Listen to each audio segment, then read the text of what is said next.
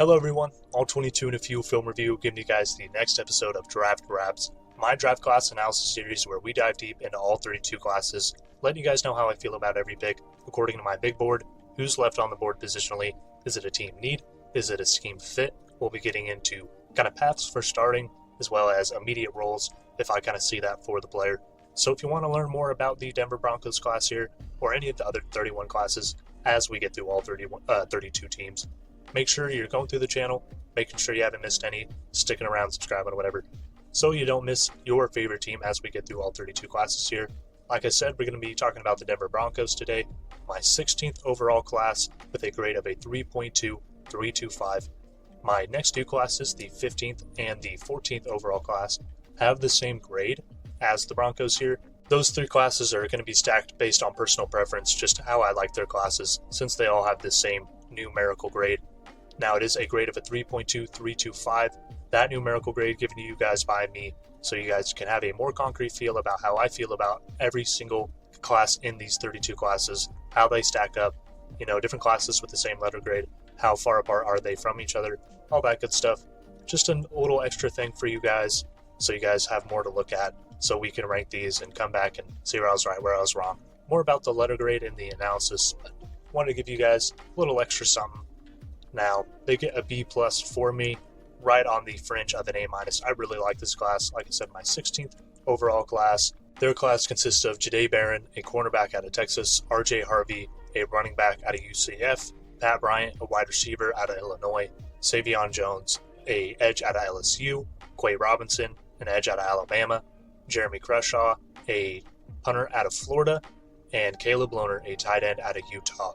Very, very solid class. I really enjoyed it. Not a lot of holes that I could really poke in this class, but there are going to be some questions that we are going to be talking about today. Some things that kind of hold them from that A minus A value, but still very, very good class. I like this for them a lot. I'm going to be talking about Jahdae Barron first, cornerback out of Texas, taken with the 20th pick of the class. No trade compensation on this one. They just sat and picked. Absolutely loved it. A plus for me. Now, I could understand why some people wouldn't exactly love this pick, because he's not coming in to be a starting safety right away or an outside corner right away. But man, this is such a good scheme fit in my opinion, and such a great value. It's my second corner, was the second corner taken off the board. The 10th player on my big board was taken at 20. So in terms of positional value, in terms of big board value, I think it's great. He was the best corner on the board in my opinion, and he's number 10 on my big board. So absolutely worth it. Great value in my opinion. I think this is a great fit for their defense because he slides in immediately to start as their nickel. I think he's going to be exceptional in that role, especially as teams rely on 4-2-5s a lot more in today's NFL than before. He's going to get a lot of snaps. Also provides great depth for this room. Now he can play the free or the strong for their defense because they play more of a quarter style, where the strong and the free are doing a lot of these same things, moving around. It helps them disguise coverages on the back end. Jahdae Barron fits very well as a safety in this scheme, in my opinion. Not only that, but this is a scheme that would allow him to play on the outside. These kind of, even though they deviate a little bit more from quarters and off-zone type coverage, this still is a defense that's rooted and founded in kind of quarters style. Even if they are always going to be playing quarters, they're going to have two high safeties a lot. They're going to rotate them a lot, but they're going to start out in that kind of shell. Jahdae Barron works really well in that role. Also plays man very well. They switched up a lot of their coverages during last season as they were having a lot of slumps. He plays man well, fits well in that sense. Play on the outside, can play safety, can play nickel for them. I think he's just overall insane depth. He's going to be playing right away. I think he's a great player. Absolutely love this pick for them. A 5'11", 194-pound corner, and you might be thinking, if he's 5'11", why can't he play on the outside?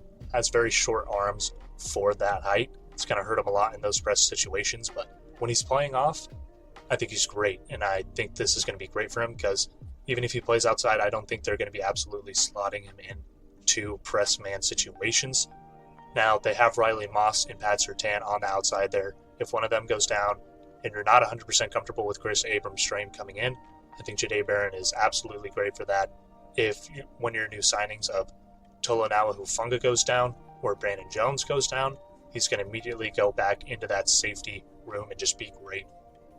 Absolutely love this for them. Like I said, probably is going to be playing their nickel right away and starting in their nickel right away, which I think is his best overall role. Super fun player, loves to fill in against the run, super rangy, has good hips. I think he has great ball skills as well, even though, he is a little bit undersized. He is very, very, very open to contact at the catch point and throughout the route. So I like him a lot. Jahdae Barron's just very, very fun player to watch. Going to be 24 towards the kind of mid to late end of the season. A older prospect, had an 8.64 RAS. Going to be brought down by his size a little bit. Very nice tester. Very nice. Very good tester. Very good athlete. Like him a lot. 5 interceptions, 11 PBUs, 34.2 passer rating allowed in coverage. Absolutely great. Had 67 tackles, 2.5 TFLs, and 1 sack during the season. Was a 2024 first-team All-American and the Jim Thorpe Award winner for this year, which goes to the nation's top DB. Also was the Peach Bowl defensive MVP. Absolutely just phenomenal player. Phenomenal fit. A+ grade for me. Love this for them. Their next pick, they go RJ Harvey, a running back out of UCF, with pick 60, the 28th pick of the second round. Getting this from a trade back with the Lions, trading over 57, which they got from a trade previously. We'll get into that with our next pick with Pat Bryant. Sending over 57 and 230 to move back 3 spots and move back 100 spots later in the draft from 60 and from 232 up to 130. Love this value for them. Only trading back 3 spots and you're moving up 100 spots to later. Allows you to still pick up RJ Harvey, who probably wasn't going to go in the second round.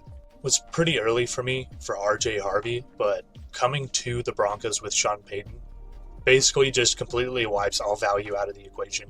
Not only is he going to come in and be an immediate starting back for them, but he is the quintessential Sean Payton type back. These shorter, really shifty, quick backs who still offer some in pass pro, but are also great receiving backs. RJ Harvey was the highest Sean Payton type back in this class and definitely left on the board at this point. So I absolutely love it for them in terms of, kind of team, kind of scheme fit, kind of coach fit, we should say, but it is Sean Payton's whole scheme and offense he's running over there. Was my 80th overall player on the board, was my 9th running back. He was the 5th one taken off the board. So like I said, definitely early for me. More of a B to B plus in terms of true value if he went to a different team at the spot. But coming to the Broncos, where he's a perfect fit for Sean Payton, where they really don't have much of any juice in their running back room and don't really have a starter set out in that room. That room has been very lackluster the last few years in terms of overall production. So it's great. Gonna immediately start. Very, very good fit, and A- for me. Again, absolutely love this for them. A 5'8", 205-pound back. Said very small, but very stocky. He runs through contact very well. Home run runner in terms of true speed. Good athlete. He's shifty. Not the best in terms of pass pro, but he still offers some in that aspect. You're not going to feel like he's a liability out there on third downs in terms of pass pro. And also good receiving back. Is going to have some concentration drops, but can catch outside his radius. Has some wiggle in his routes. Very fun player to watch. 8.49 RAS. Going to be brought down by the fact that he's 5'8", 205. Still a very nice tester. 1,577 yards rushing on the season, 22 rushing TDs, and a 6.8 yards per carry. Absolutely insane yards per carry. Had 20 receptions on 29 targets for 267 yards, 3 touchdowns, 3 fumbles. Was a 2024 third-team All-American and a first-team Big 12 selection. Also set the school record at UCF for total career touchdowns with 48, starting 2 years, having some playing time in the year prior. So you love to see the production, set the school records, great athlete, has some, accolades to his name. I think it's a great fit for them. Again, a little bit early in terms of true value for me, but that basically gets wiped out with the fact that he's going to Sean Payton. He's such a great fit for them. Going to be very productive for them. I feel very confident he's going to be a very solid, productive back for them. A- grade. Like this a lot for them. Pat Bryant, their next pick, the 74th pick, the 10th pick of the third round. Getting this with a trade, kind of a trade down earlier.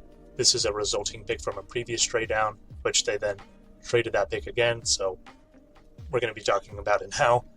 51, 85, and 122, or 122 and 208 get sent over to the Panthers for 57, 74, 111, and 230. A whole mouthful. It basically send 51 over to the Panthers to move back 6 spots.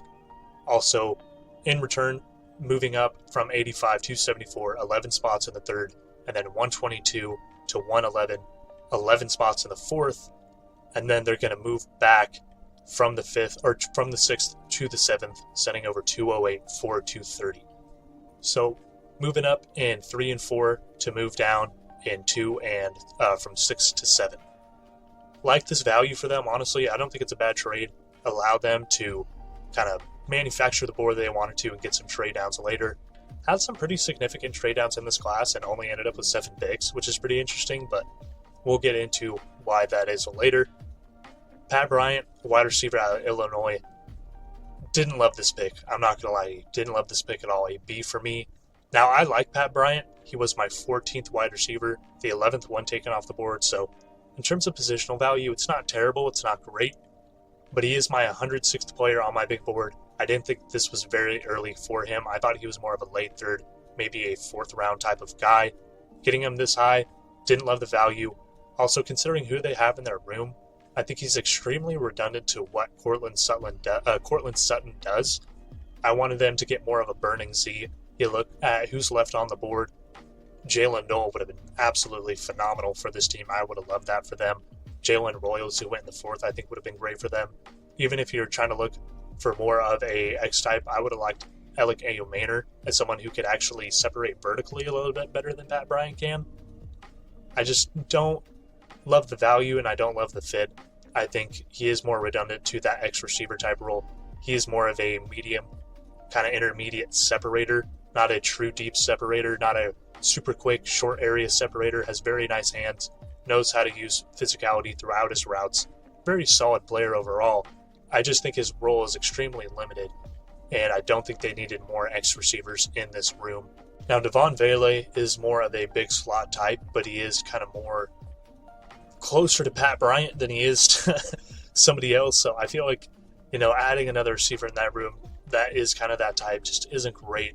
They also have Marvin Mims, not 100% true if you trust him as your Z yet. Troy Franklin, kind of the same thing. Those guys are kind of more deep threat guys. I just don't understand the type of core they're trying to build out here.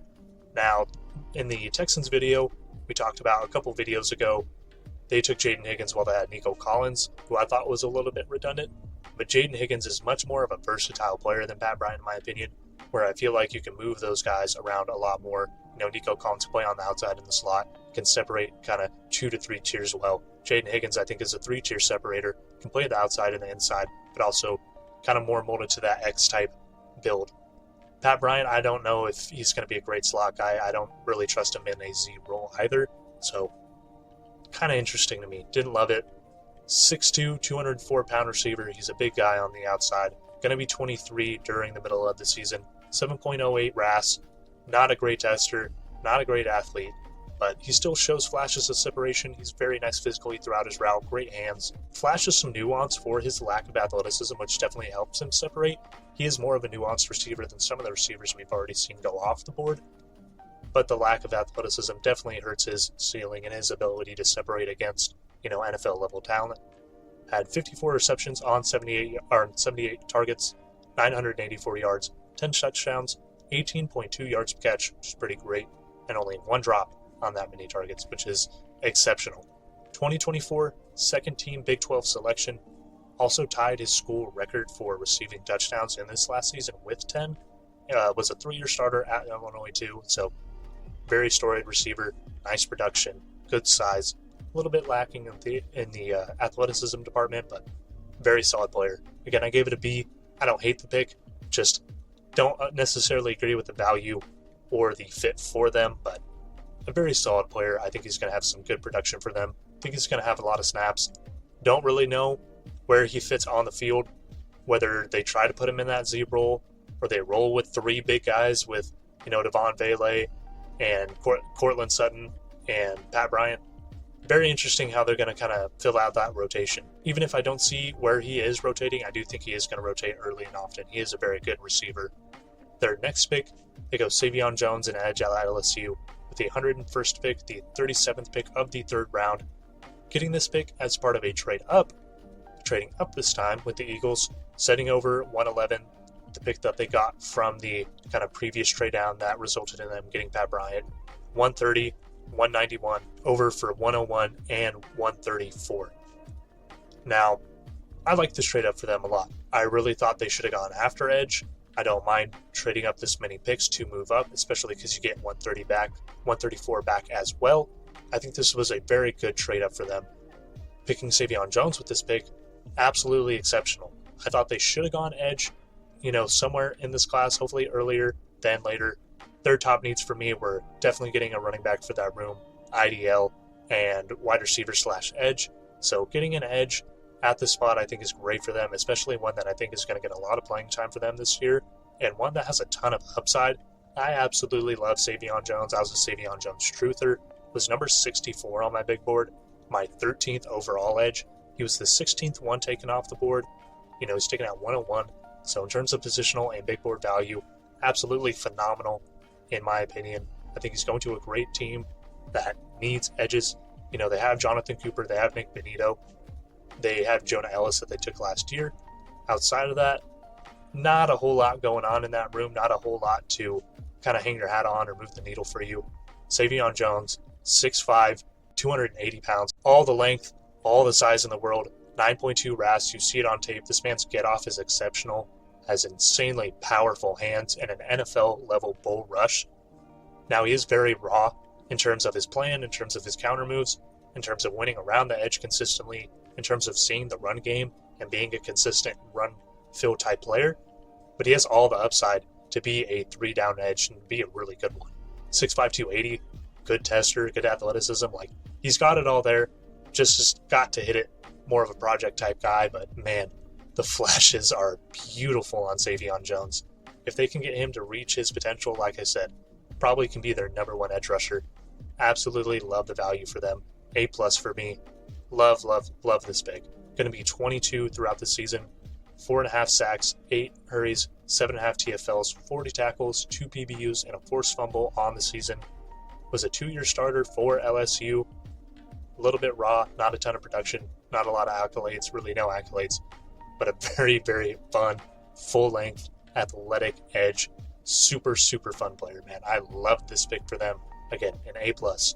Their next pick, they go Quay Robinson, an edge out of Alabama, with the 32nd pick of the 4th round, pick 134.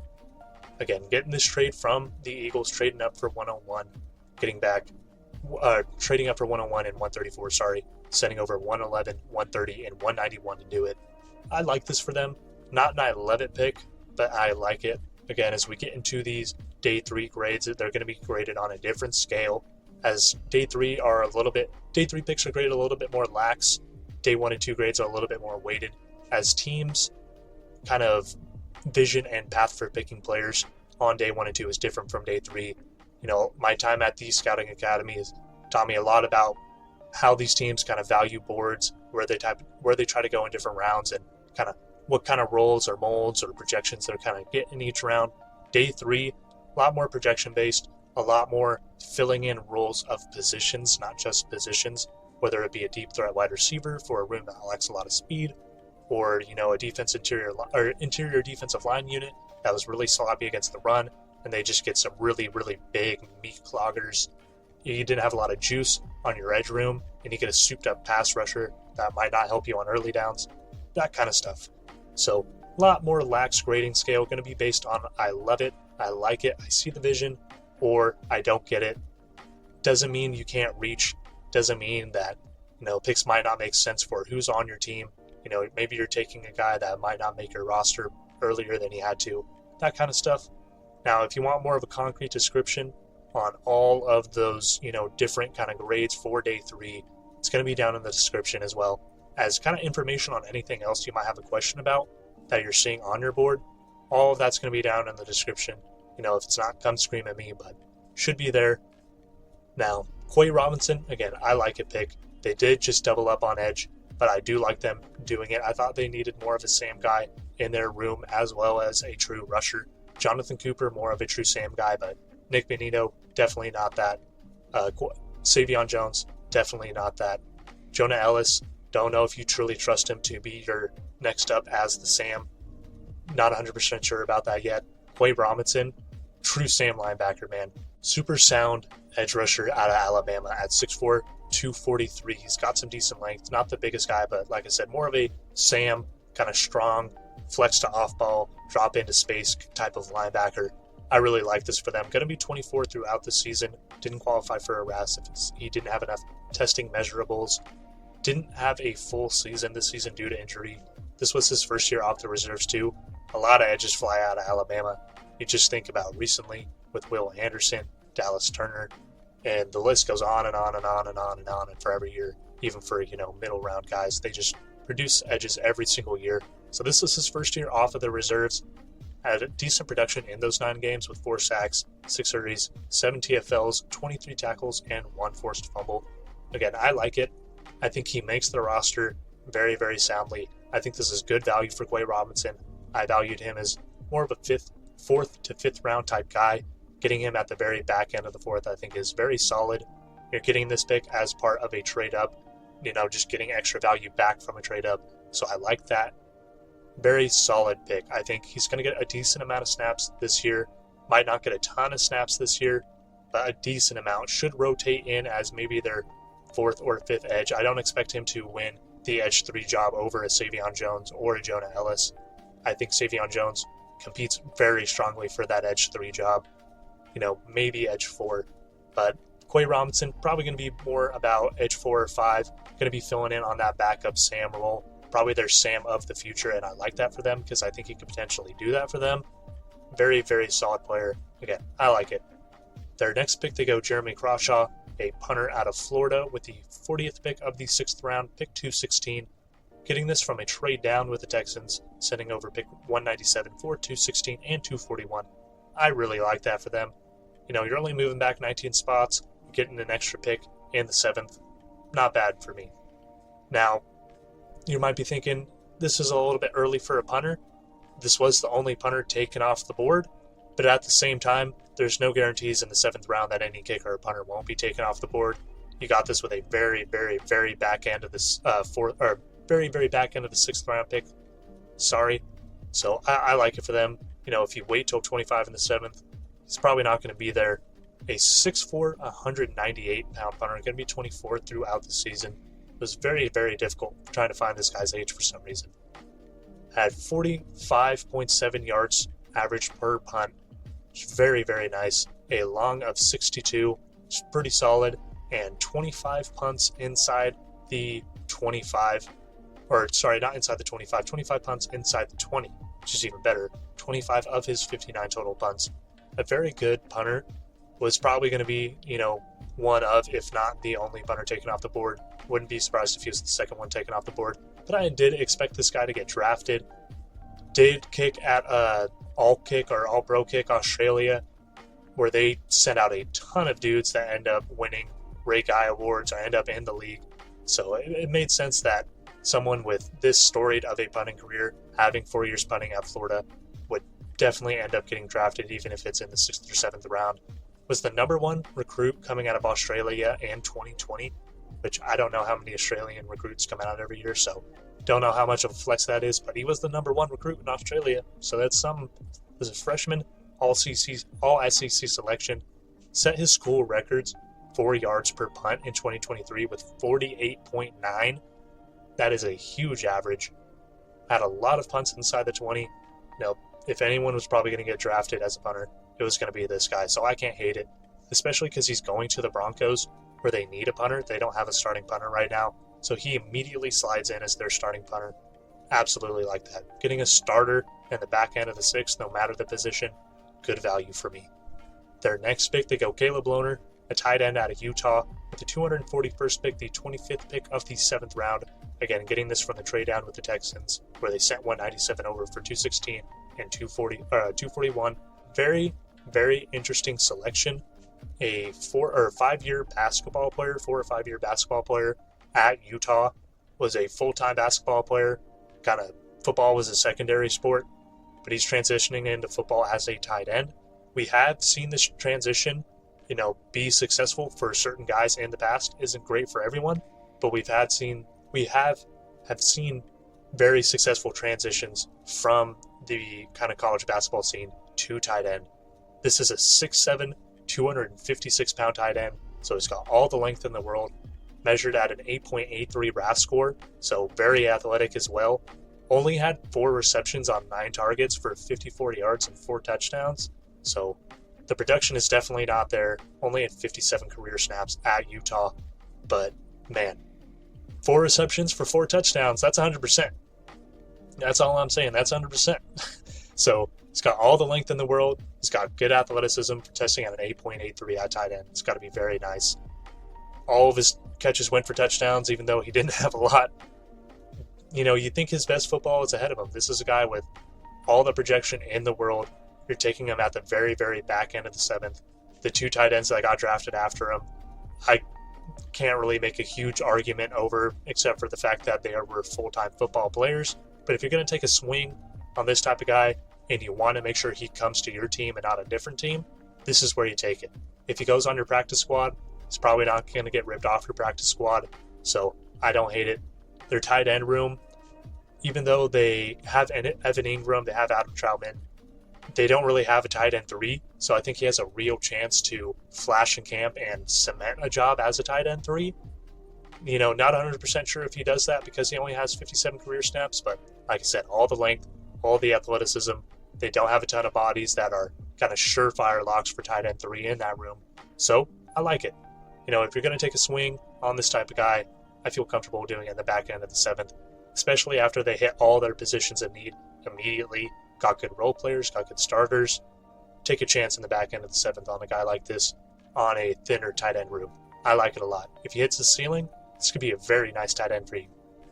The chances of him hitting that ceiling, extremely low, but that high of a ceiling is still there, and there's not a lot of high ceilings left in this late in the 7th, so I like this for them. Very solid pick in my opinion.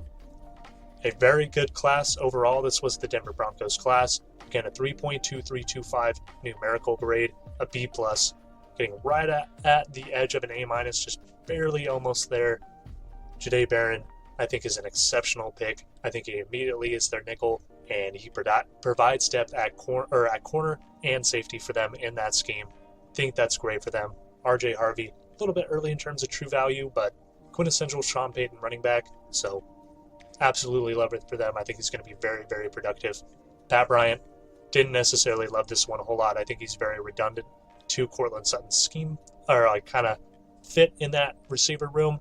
Don't know where he's necessarily going to fit in that kind of rotation, but he is a good player. He should fit in that rotation. Don't hate the player at all. Think he's a very solid X.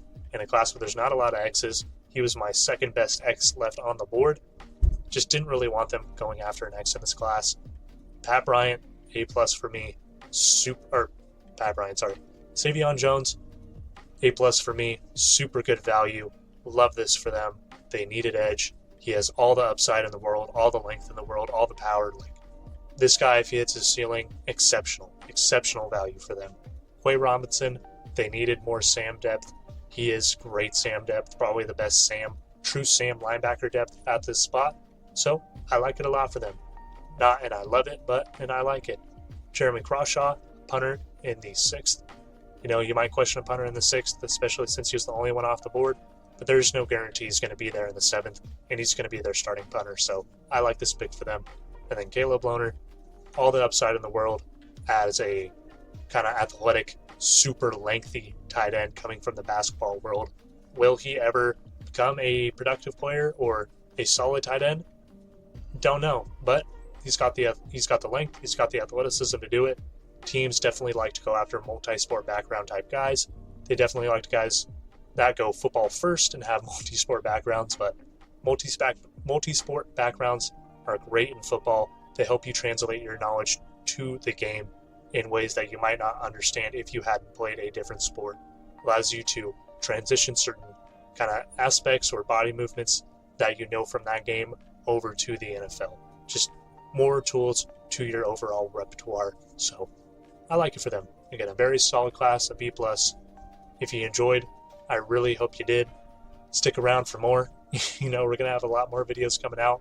But if you did enjoy, thank you. I really appreciate it. Listen to me blabber and fumble over my words is I try to get back to my first recording back after a short vacation, trying to find homes. So thank you guys. Again, I really appreciate it. Let me know what you think. Discuss with me down below. Where am I right? Where am I wrong? Try to guess who the next two classes are. As I said before, the next two classes are within the same division. So shouldn't be too hard to guess who the next two teams are, but try to guess them in the right order if you can. Again, they have the same letter grade. It's just who I feel based off a preference type base. Thank you guys again. Hope you have a great day.